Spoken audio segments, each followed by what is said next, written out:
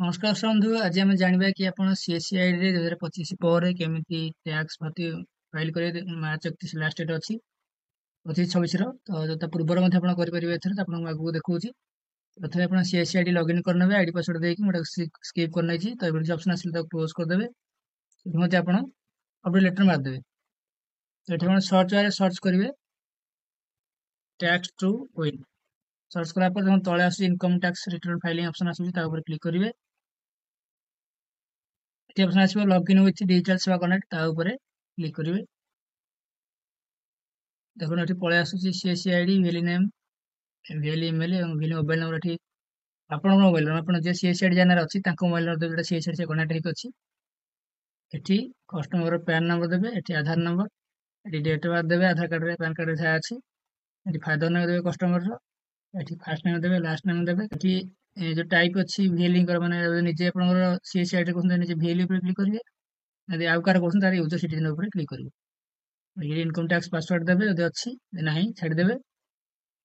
ये customer mobile number देवे ये कस्टमर इमेल देवे ये पिन कोड देवे आधार कार्ड देखिए कस्टमर एड्रेस ये देवे आसला कस्टमर आईएफएससी कोड देवे बैंक जो बैंक से आईटी फाइल करना चाहिए रिटर्न चाहिए पैसाटा ये बैंक अकाउंट नंबर ये अकाउंट टाइप सेविंग करंट जहाँ भी आप अकाउंट टाइप अच्छी मेन बैंक अकाउंट पर क्लिक करेंगे करके आप चाहते 2022-21 करेंगे 22-23 23-24 करेंगे लाटेस्ट मोर अच्छी जोटा 25-26 यहाँ करेंगे प्री बुकिंग चली यहाँ करेंगे कलापर सैलरी इनकम अच्छी जहाँ भी आप येस नो नो देवे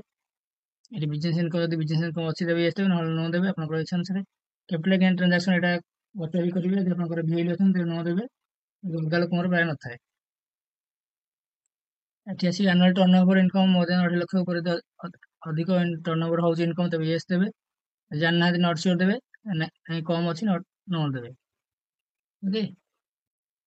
ये आप पैन कार्ड देवे pan card देकी payment आसीज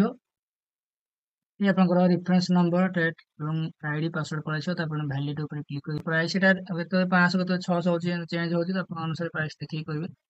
madam 20 lakh टंका भर टर्न ओवर मार्च 20 लाख ऊपर मारे 1200 पाखापी पड़े पेमेंट सक्सेस हो आप गोटे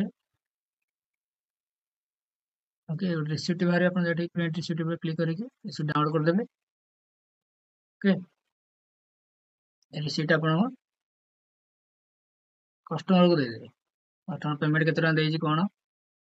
रोज ऑप्शन रोचे तो कस्टमर देदेवे बाकी आम ठीक जाकि करवा ना सेंड ओटीपी पर क्लिक करवा कारण ओटीपीटा आमर कस्टमर देला तार फॉर्म 16 ऑटोमेटिक डाउनलोड हो देखते you have successfully registered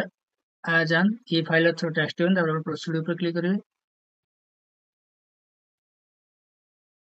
form 16 import करने कहते क्लिक करदे ऑटोमेटिक इंपोर्ट हम तो ये जगह पिला भूल करती कौन